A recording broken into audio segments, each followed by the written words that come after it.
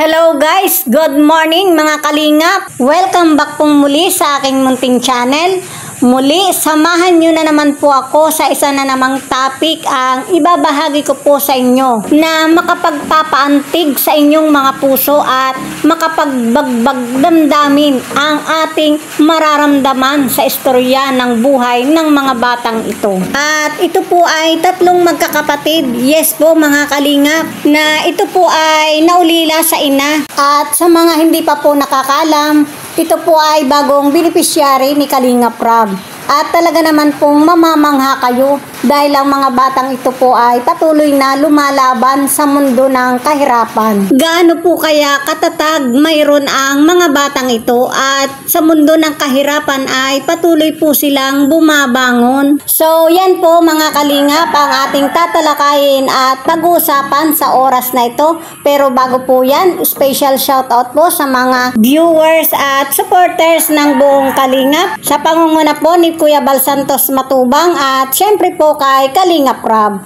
Sa mga kababayan po nating mga OFW, sa mga silent viewers po natin at sa mga subscribers. Mega love shoutout po sa inyong lahat. At syempre po ang inyong lingkod ay wag niyo pong kalilimutan. Sa bago pa lang po sa aking munting YouTube channel, please po subscribe, like, share my videos and click the notification bell. Thank you so much. So dumako na po tayo mga kalingap sa ating topic ngayon na ating tatalakayin at pag-uusapan ang tatlo pong magkakapatid na nakakaantig po ng puso. Yes po, ang bago pong beneficiary ni Kalingap Rab na mula pa rin po sa Day Camarinesor kung saan natagpuan po ito ni Kalingap Rab mula po kay Dr. Love. At ayon po sa interview ni Kalingap Rab ay bata pa lang or musmus pa lang ang mga batang ito ay naulila na sa kanilang ina. Na halos ay hindi na po matandaan ng mga bata kung ilang taon na ba sumakabilang buhay ang kanilang ina. At syempre po sa ganitong kamusmus na edad ay napakahirap pong mawalan ng isang ina,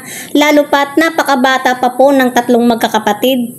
Bagamat mayroon po silang ama na umaaruga sa kanila, pero iba pa rin po ang mayroong ina sa isang tahanan. Kung baga po para sa akin ay sisiw pa po sila na dapat pang lumimlim sa isang ina, pero dala po ng tawag ng Panginoon ay maaga pong kinuha ang kanilang ina. Sa kanilang sitwasyon ay talaga naman pong nakakaawa mga kalingap. Paano na lang kung ang kanilang ama ay mawala din? Paano na? Makakaya pa ba kaya nila ang ganitong sitwasyon? O baka naman sila ay mapapariwara ng tuluyan. At sa musmus nilang edad ay ramdam nila ang kahirapan na hanggang ngayon ay patuloy nilang nararamdaman. Subalit sa kabila nun ay nagiging matatag po sila. At alam niyo po ba mga kalingap, sa kabila ng kanilang sitwasyon ngayon ay napakaganda ng kanilang mga pag-uugali. Ang tatabil po ng mga batang ito na talagang kapag ka mayroong kausap ay talagang magaling pong sumagot. Ni hindi po sila mahiyain. Kung ano po ang tanong ay siya rin pong sagot. Talagang matatalino po ang mga batang ito.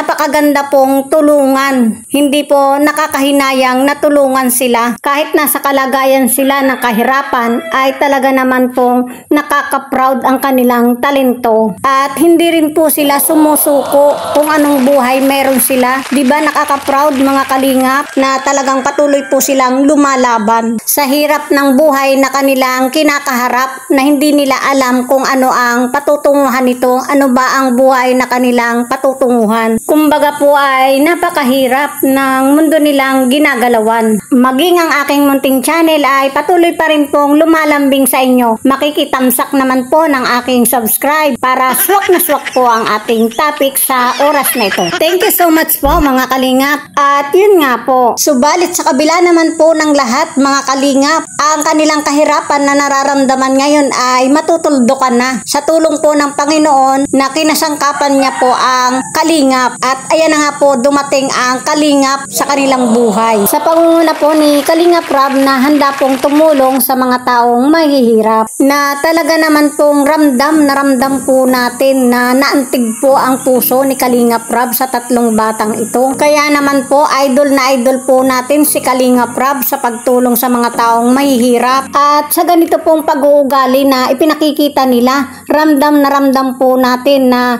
hindi po nagdalawang isip na tulungan ni Kalingap Rab ang mga batang ito. Kaya naman ang Kalingap po ay hulog po ng langit sa pangunguna po ni Kalingap Rab para sa mga batang ito. So patuloy po nating suportahan ang Kalingap upang sa ganun po ay patuloy pong makatulong sa mga taong mahihirap. So hanggang dyan po muna mga Kalingap ang ating bagong update mula po sa 3 bata na bago pong beneficiary ni Kalingap Rab. At kung bago pa lang po kayo sa aking munting YouTube channel, huwag niyo pong kalimutang mag-subscribe and touch the notification bell. Thank you for watching. Thank you so much and God bless us.